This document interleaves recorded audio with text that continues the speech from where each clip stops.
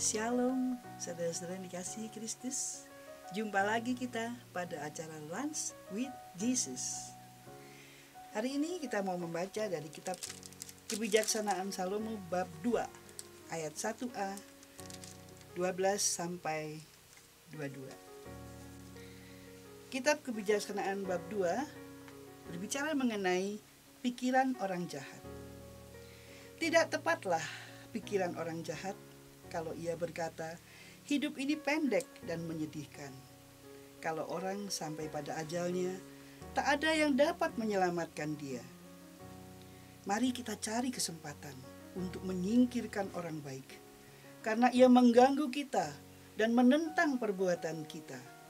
Kita dituduh melanggar hukum Musa dan dicela karena menyalahi pendidikan kita. Katanya, dia mengenal Allah dan dia mengaku diri anak Tuhan. Bagi kita, ia merupakan celaan atas pikiran kita. Melihat dia saja sudah berat rasanya. Sebab dia tidak seperti orang biasa. Segala tingkah lakunya aneh. Ia menganggap kita penipu dan menjauhi cara hidup kita seolah-olah itu najis. Ia berbangga bahwa Allah adalah Bapanya dan percaya bahwa orang baik akan berbahagia pada akhir hidupnya. Coba kita lihat apakah perkataannya itu benar dan apa yang terjadi waktu ia mati. Kalau orang baik itu sungguh anak Allah, pasti Allah menolong dan menyelamatkan dia dari kekuasaan musuh.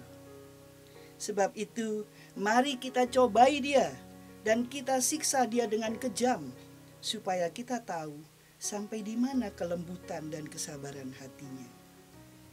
Mari kita jatuhkan hukuman mati yang keji atas dia, sebab ia berkata bahwa Allah pasti datang menolongnya. Begitulah pikiran orang jahat, tetapi mereka sesat karena dibutakan oleh kejahatan mereka sendiri. Mereka tidak mengenal rahasia-rahasia Allah dan tidak menghargai atau mengharapkan imbalan bagi orang yang hidup suci, serta meremehkan ganjaran orang yang tidak bercela.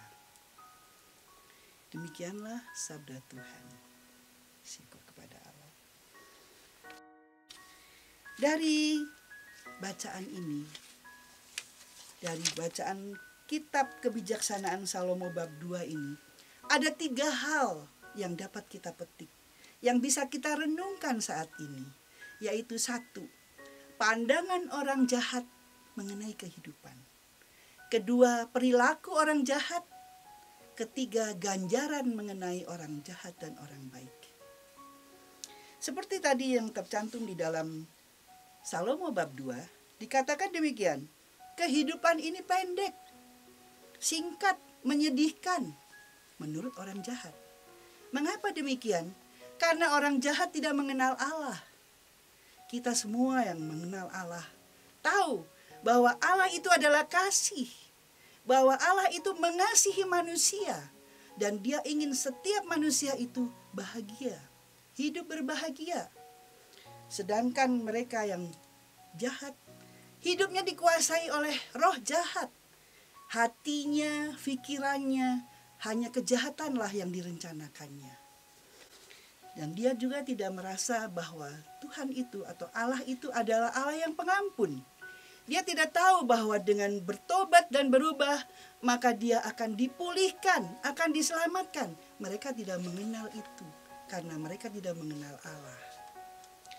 2, cara hidup orang jahat. Seperti tadi yang sudah ada kita baca di dalam kitab Kebijaksanaan Salomo. Hati dan pikirannya dikuasai oleh roh jahat. Kita tahu, akhir-akhir ini banyak sekali berita-berita yang berkaitan dengan roh jahat. Mereka membuat hoax, berita-berita palsu, berita-berita yang tidak benar, yang hanya ingin meneror, membuat kita takut, tercekam. Itu semua perbuatan roh jahat. Saya kasih contoh. Saya punya hobi berenang. Siap ditakut-takutin. Itu di berenang itu banyak virusnya.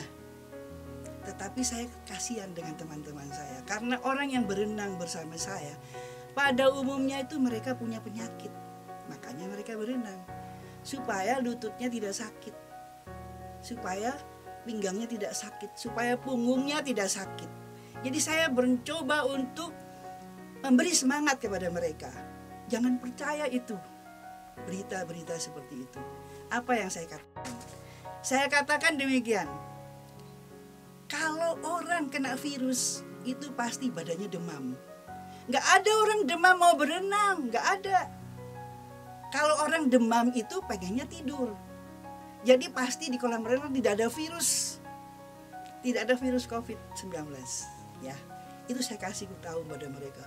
Bahkan saya kasih mereka motivasi. Saya kasih mereka minum kunir. Saya kasih tahu banyak buah-buahan dan sayur-sayuran. Saya mencoba untuk mengeliminir berita-berita palsu, berita-berita jahat. Karena saya kasihan banyak orang yang hidup dalam ketakutan. Bahkan teman saya aja ke gereja sampai nggak berani. Karena dia takut dengan virus. Bukan takut dengan setan, tapi takutnya dengan virus. Ya. Nah, maka sebenarnya saya berpikir bahwa roh jahat itu luar biasa saat ini. Kita harus perangi roh jahat itu dengan kita menebarkan kebaikan kepada teman-teman yang ada di sekitar kita. Dan ketiga, kita mau bicara mengenai ganjaran orang baik dan orang jahat. Di dalam Mazmur 34, saya mau mencoba membacakannya demikian. Mazmur 34 ini berbicara mengenai pujian bagi kebaikan Tuhan. Tetapi orang yang berbuat jahat ditentangnya. Kalau mereka mati, mereka lekas dilupakan. Bila orang saleh berseru, Tuhan mendengarkan dan menyelamatkan mereka dari segala kesesakan. Banyaklah penderitaan orang baik, tetapi Tuhan membebaskan dia dari semuanya.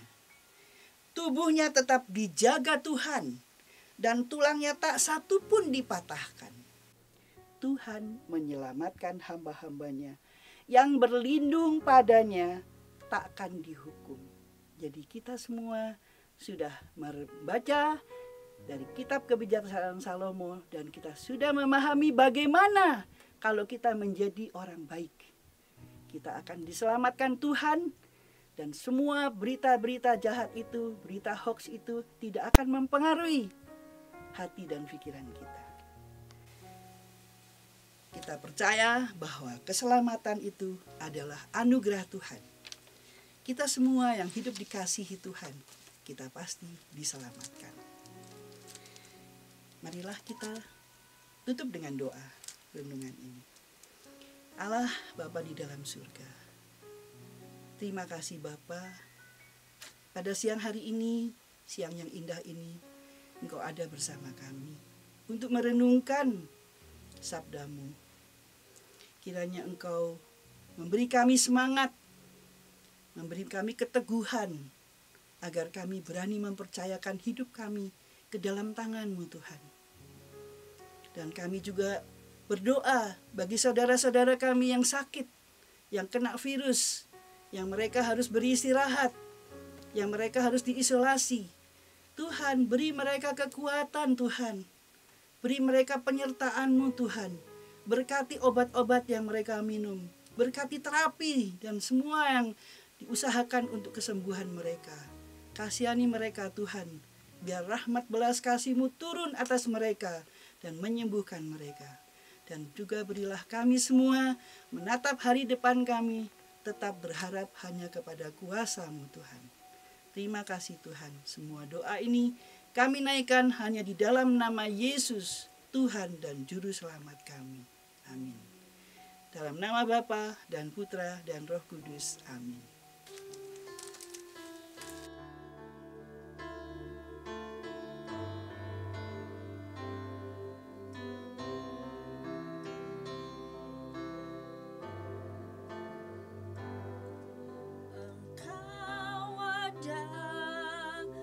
Bersamaku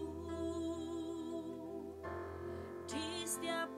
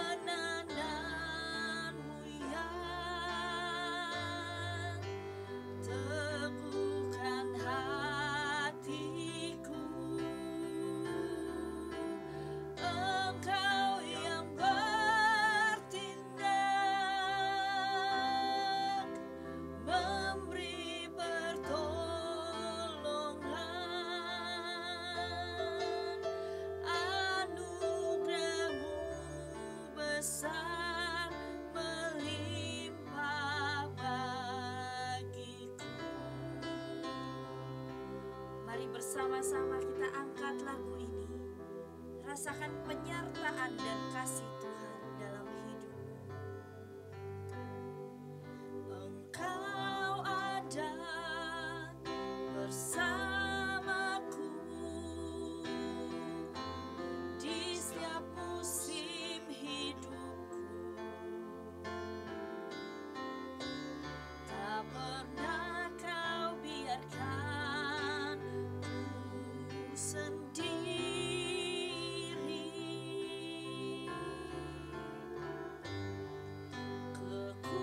Kekuatan di jiwaku adalah bersamamu. Tak pernah ku ragukan kasih-Mu. Bersama-sama katakan, bersamamu Bapa, ku lewati semua perkenananmu yang teguhkan hatiku. Engkau yang bertindak, memberi pertolongan.